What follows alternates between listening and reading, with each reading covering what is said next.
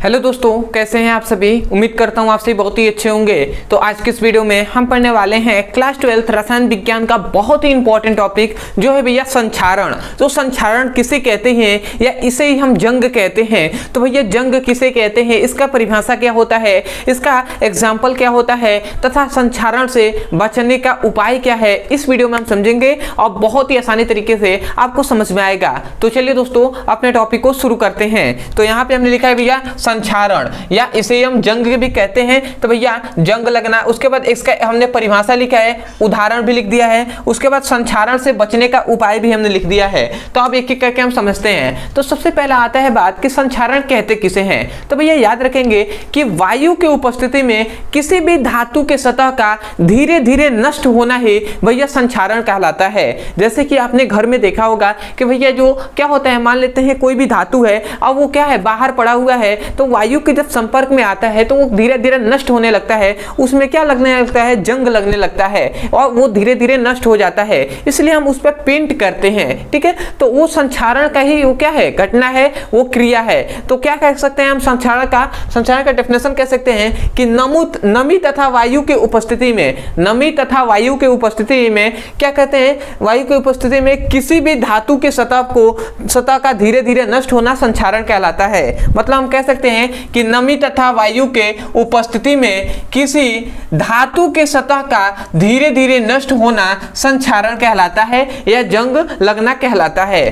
तो आशा करते हैं कि आपको परिभाषा समझ में आया होगा कि किसे कहते हैं। यदि हम इसके एग्जांपल पे बात करें तो ये एग्जांपल है सबसे पहला कि लोहे पर जंग लगना, ठीक है। दूसरा होता है चांदी का बदरंग होना। जैसे कि आभूषण जो होता है जब हम पहले खरीदते हैं नए में तो वो क्या होता है, बहुत ही चमकदार होता है, परंतु जैसे जैसे समय बीतता जाता है तो वो क्या होता है, उसकी जो क्या होती है, जो चमक होती है वो कम हो जाती है।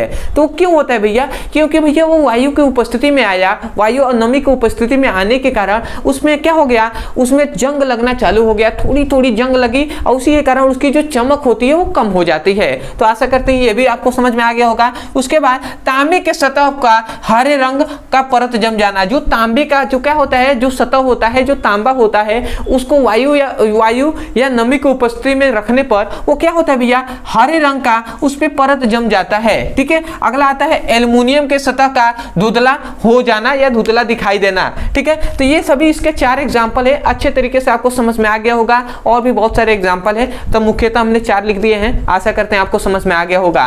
तो अब हम देख लेते हैं कि संक्षारण से बचने का उपाय। तो भैया उपाय बहुत ही इंपॉर्टेंट होता है, तो देख लीजिए संक्षारण से बचने का उपाय भैया कितने होते हैं, निम्नलिखित होते हैं। अब वो कौन कौन सा है, तो सबसे पहला धातु की सतह को वायुमंडल के संपर्क में आने से मतलब रोकना, मतलब न आने देना। मतलब क्या होता है, वायुमंडल मतलब नमी तथा वायु, तो मतलब धातु की जो सतह है उसको नमी तथा वायु की उपस्थिति में न आने देना ही ये सबसे पहला क्या है, उपाय है।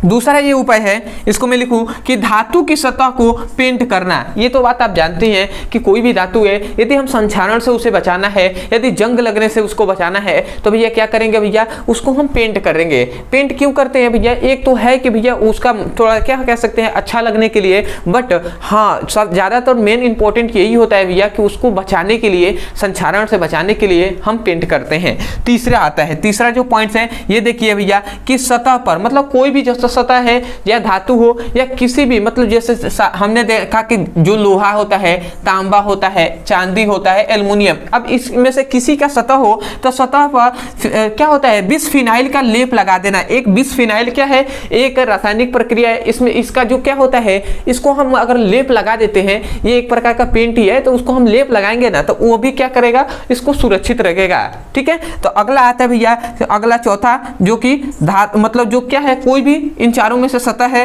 तो उस सतह पर अक्रिय गैस जैसे कि SN या जिंक ZN, ठीक है, आदि का परत चढ़ा देना। मतलब अक्रिय गैस जितने भी हैं तो अक्रिय गैसों का या अक्रिय धातुओं का क्या करेंगे हम भैया, अक्रिय धातुओं का हम लेप लगा देंगे, जिसको हमें जंग लगने से बचाना है तो वो सुरक्षित हो जाएगा।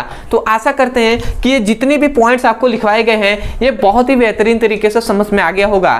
तो मैं यही कहूँगा, यदि सच में आपको समझ में आया है, यदि आपको इस वीडियो से सीखने को मिला हो, तो सबसे पहले पहले तो चैनल को सब्सक्राइब कर दीजिएगा, वीडियो को लाइक कर दीजिएगा, हो सके तो हमें कमेंट सेक्शन में जरूर बताइएगा कि आपको वीडियो कैसा लगा।